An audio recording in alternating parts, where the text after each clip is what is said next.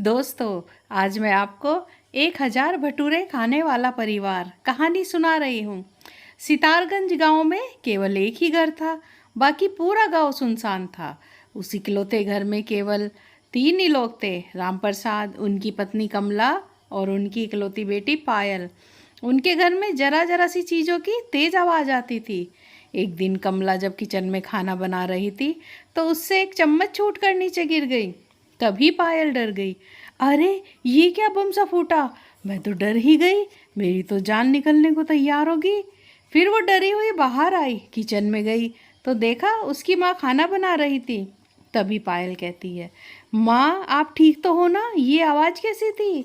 कमला, अरे मेरी बच्ची, तू तो छोटी छोटी चीज़ों से डर जाती है।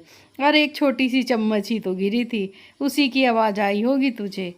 पायल, माँ हमारे घर में जरा जरा सी चीज़ों की भी इतनी बड़ी आवाज़ आती है। इतने सुनसान गांव में जो घर है हमारा, एक सुई भी गिरी तो उसकी भी बहुत तेज़ आवाज़ आती है और मैं तो फिर डर ही जाती हूँ।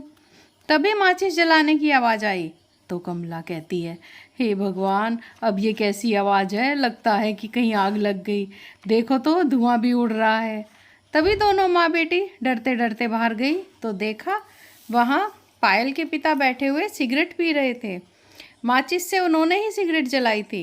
राम प्रसाद कहते हैं, अरे क्या हुआ तुम दोनों को? पायल, पापा आपने माचिस जलाई तो हमें ये लगा कि कहीं आग लग गई है। पापा माचिस धीरे से जलाया करो। राम प्रसाद, अरे भाई तुम दोनों माँ बेटी भी बड़ी ही डरपोक हो। कभी कदमों की आहट से डर जाती हो, कहीं सांस लेने की आवाज़ से भी डर जाती हो। पायल, तो पापा आपने यहाँ इस गांव में घर लिया ही क्यों? पूरे गांव में हमारे अलावा कोई घर नहीं है, ना ही कोई और आदमी है। इतना सन्नाटा पड़सा रहता है तो डर तो लगेगा ही ना। राम प्रसाद, अच्छा कमला, कल पायल को देखने लड़के वाले आ रहे हैं, इसे अच्छे से तैयार कर देना कल। ये सुनकर पायल चौंक गई और बोली, पापा देखिए, जहाँ आप कहेंगे वहाँ मैं शादी को करने को तैयार हूँ, पर परिवार बड़ा होना चाहिए उनका। यहाँ एकांत में और सिर्फ 2 लोगों के बीच रहकर मैं बोर हो गई हूँ। अब जरा जरा सी आवाज़ सुन के डर जाती हूँ। राम प्रसाद, बेटी तू फिक्र मत कर, कल जो लड़के वाले आ रहे हैं ना, उनका परिवार इतना बड़ा है कि तू सोच भी नहीं सकती। ये सुन के तो पायल खुश हो गई। अगले दिन लड़के वाले आ गए। पायल उनके लिए चाय नाश्ता लाई और इतने सारे लोगों को देखकर वो बहुत खुश हुई। ये पहली बार था जब वो अपने ही घर में डर नहीं रही थी। फिर पायल उनको बेहद पसंद आई और रिश्ता तय हो गया।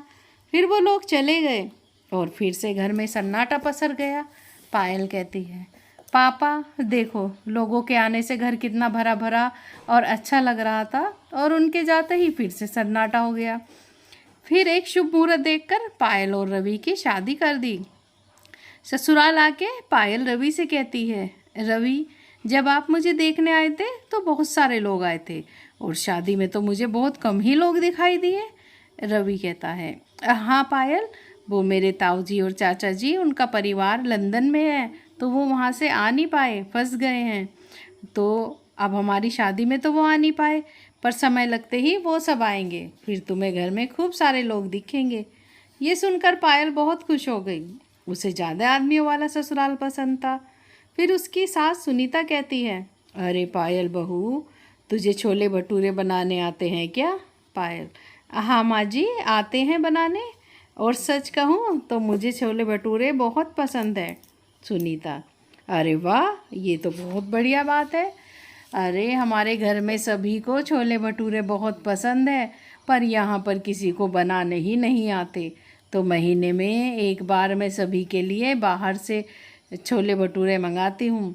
अब तुझे आते हैं तो ये बहुत अच्छी बात है। अच्छा बहू, अब किचन में जाके आज छोले भटूरे ही बना ले। पायल, हाँ हाँ माँ जी, बस जा रही हूँ, और देखो मैं कैसे फटाफट छोले भटूरे बना के लाती हूँ।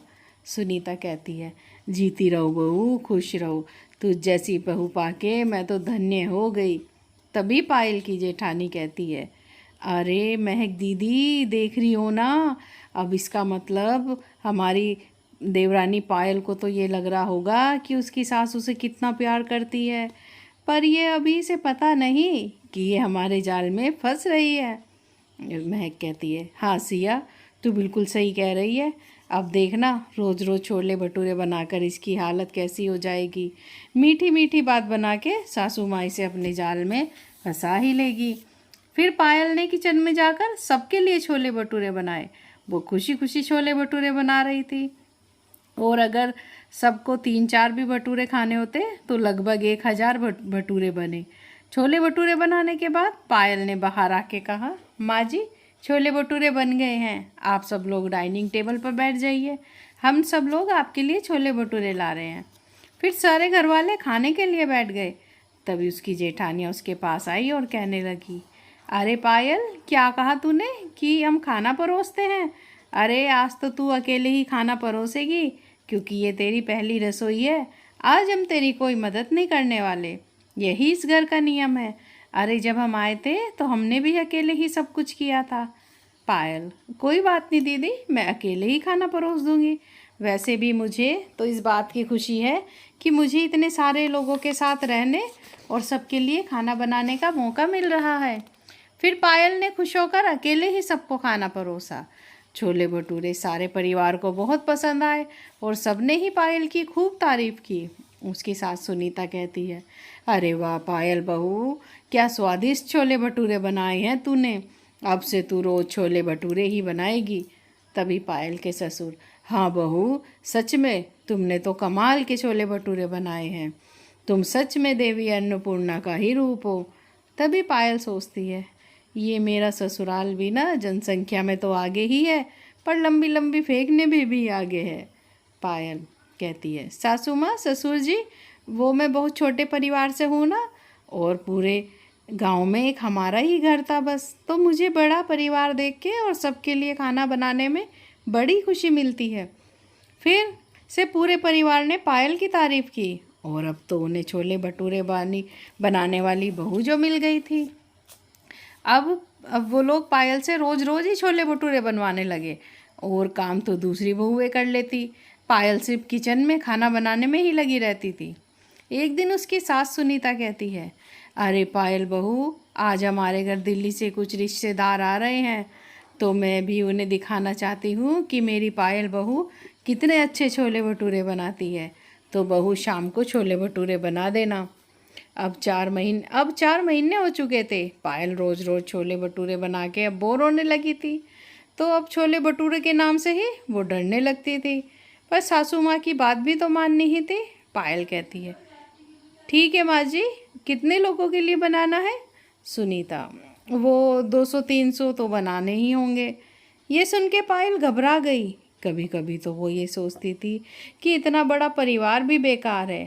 खैर, फिर पायल किचन में जाके सबके लिए छोले भटूरे बनाने लगी। फिर वो भटूरों को आटा गूंदने लगी और मन ही मन सोचती है, हे भगवान, तूने मुझे कहाँ इतने बड़े परिवार में भेज दिया। पर मैं ही तो चाहती थी कि मैं इतने बड़े परिवार में जाऊँ। वैसे शाहरुख खान सही कहता था कि किसी चीज़ को शिद्दत से चाहो तो पूरी कायनात उसे तुमसे मिलाने में लग जाती है। अब जब पूरी कायनात ही मुझे इतने बड़े परिवार में ले आई तो बड़ा परिवार मिलना ही था। फिर 2000 भटूरे बनाने में पायल की हालत ख़राब हो गई और वो वहीं पर बेहोश होकर गिर पड़ी। फिर सब उसे एम्बुलेंस में हॉस्पिटल ले गए। चेकअप करने के बाद डॉक्टर कहता है, ये बताइए कि आपकी वाइफ किसी बड़े होटल में काम करती है क्या? रवि, नहीं नहीं डॉक्टर साहब, मेरी पत्नी किसी होटल में काम नहीं करती, वो तो घर पे ही रहती है। डॉक्टर कहते हैं, देखिए इनके पूरे शरीर के अंदर मसालों और तेल के तत्व चिपक गए हैं, और ऐसा उन्हीं के साथ होता है जो 8-10 घंटे किचन में गुजार देते हैं। वैसे आप इन्हें वक्त पर ले आए, वरना इनकी जान पे बन आती। डॉक्टर ने पायल को 20 दिन वहीं एडमिट कर लिया। अब सुनीता कहती है, छोले भटूरे के लालच में हमने बहू के बारे में तो कुछ सोचा ही नहीं। अब देखो बेचारी मरती मरती बची।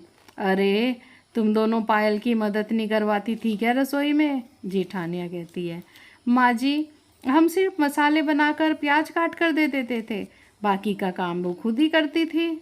और आपने इतनी तारीफ़ों के पुल जो बांध दिए थे, बेचारी कभी ना भी नहीं कर पाई। फिर 20 दिन बाद पायल अस्पताल से डिस्चार्ज होकर घर आई।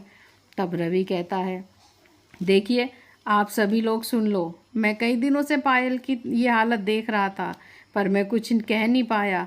अगर मैं कहता तो आप सब लोग मुझे इसका गुलाम ही कहते, पर अब इसकी हालत पहले जैसी नहीं है। डॉक्टर ने इसे कोई भी काम करने से मना किया है और किचन में जाने से तो सख्त ही मना किया है। पर अब पूरे परिवार को अपनी गलती का पछतावा हो रहा था। रवि के पिता भी कहते हैं, हाँ बेटा, मैं भी तेरी माँ के कारण कुछ नहीं कह पा रहा था। सुनीता, देख पायल बहू, अब तू कोई भी काम नहीं करेगी, तू बस आराम करेगी। कम से कम साल भर तो तू कुछ भी काम नहीं करेगी। बहू, हो सके तो हमें माफ़ कर देना, हमें अपनी गलती का एहसास हो गया है। बस बहू, कभी कभी छोले भटूरे बना दिया करना, वो भी 1 साल के बाद से। पायल कहती है, माँ जी, इतना बड़ा परिवार पाके मैं बहुत खुश हूँ, और अगर आप लोगों की सेवा करते करते मेरी जान भी चली जाए तो कोई दुख की बात नहीं होती। उसकी जेठानियाँ कहते हैं, अरे अरे, ये तो सासू माँ से भी बड़ी वाली फेंकू निकली। हाँ भाई, सास का असर तो पड़ेगा ही ना। अब सब मिल बांट कर काम करने लगे और खुश रहने लगे। दोस्तों, अगर आपको ये कहानी पसंद आई हो तो like, share, comment and subscribe ज़रूर करें। Thanks for watching.